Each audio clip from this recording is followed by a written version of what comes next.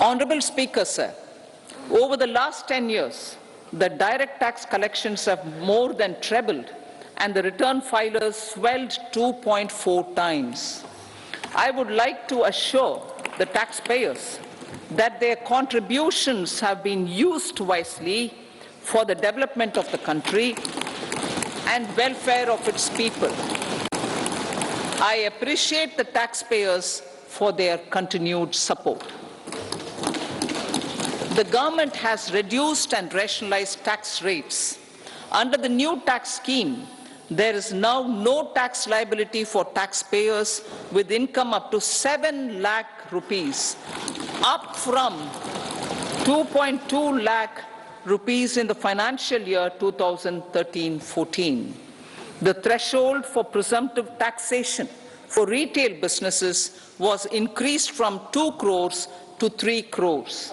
Similarly, the threshold for professionals eligible for presumptive taxation was increased from 50 lakh rupees to 75 lakh rupees. Also, corporate tax rate was decreased from 30% to 22% for existing domestic companies and to 15% for certain new manufacturing companies. Honorable Speaker, sir, in the last 5 years, our focus has been to improve taxpayer services. The age-old jurisdiction-based assessment system was transformed with the introduction of faceless assessment and appeal, thereby imparting greater efficiency, transparency, and accountability. Introduction of updated income tax returns, a new Form 26AS, and pre-filling of tax returns have made filing of tax returns simpler and easier. Average processing time of returns has been reduced from 93 days in the year 2013-14 to a mere 10 days this year, thereby making refunds faster. Indirect taxation. By unifying the highly fragmented indirect tax regime in India, the GST has reduced the compliance burden on trade and industry. The industry has acknowledged the benefits of GST. According to a recent survey conducted by a leading consulting firm, 94% of industry leaders view the transition to GST as largely positive.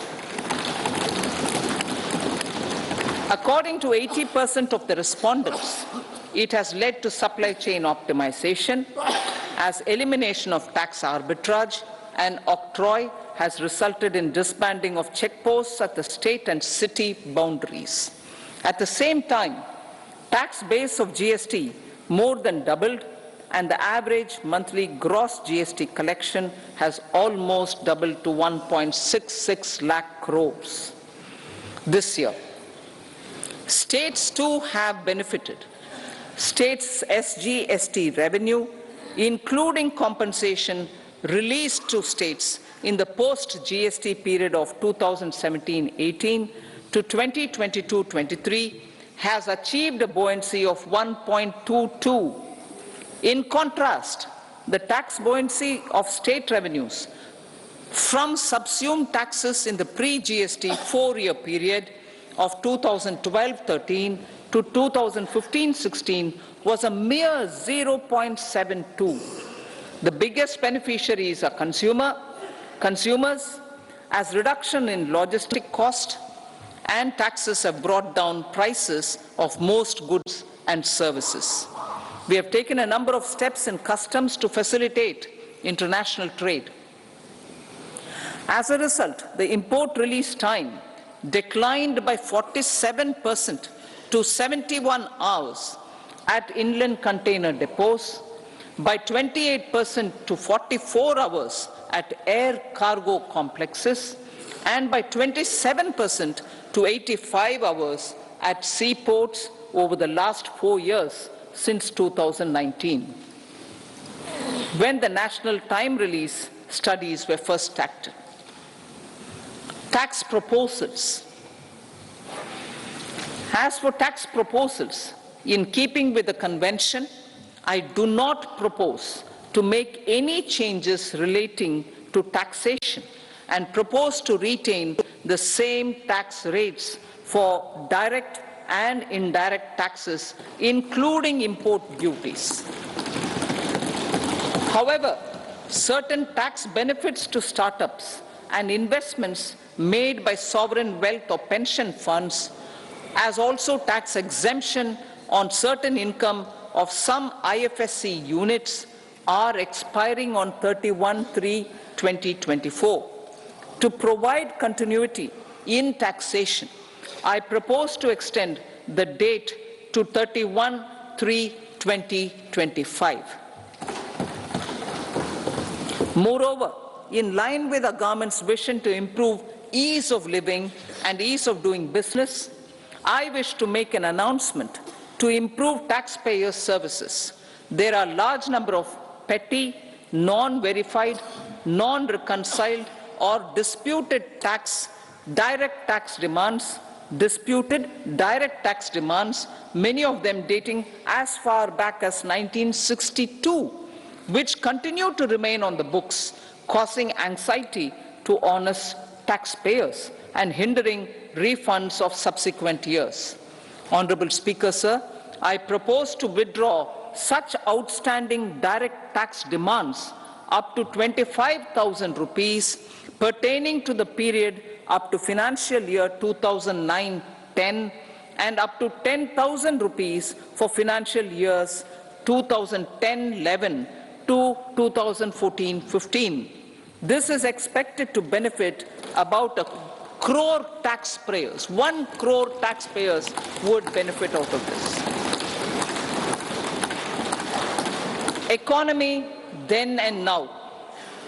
In 2014, when our government assumed the reins, the responsibility to mend the economy step by step and to put the governance systems in order was enormous.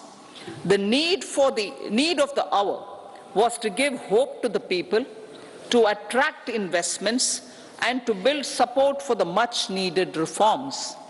The government did that successfully, following a strong belief of nation first.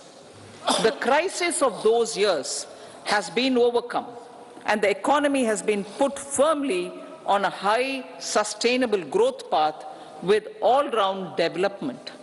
It is now appropriate to look at where we were then. I repeat, it is now appropriate to look at where we were then till 2014 and where we are now, only for the purpose of drawing lessons from the mismanagement of those years. The government will lay a white paper on table of the House.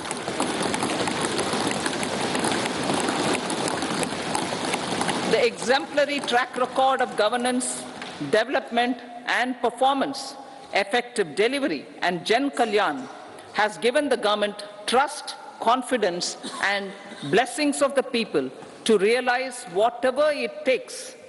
The goal of Vikasit Bharat with good intentions, true dedication and hard work in the coming years and decades. With this, Honorable Speaker, I commend the interim budget to this august House. Jai Hind.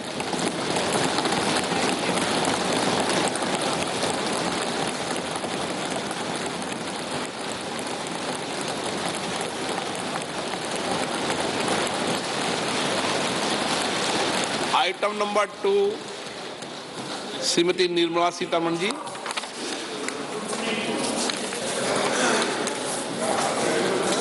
Sir, with your permission, I rise to lay on the table the following statements under Section 3(1) of the Fiscal Responsibility and Budget Management Act 2003, Medium-Term Fiscal Policy cum Fiscal Policy Strategy Statement and Macroeconomic Framework Statement. Item number 3, Srimati Nirmala Sitharaman ji. Sir, with your permission, I rise to move for leave to introduce the Finance Bill 2024. प्रश्न ये है कि विधेयक को पुनर्स्थापित करने की अनुमति प्रदान की जाए।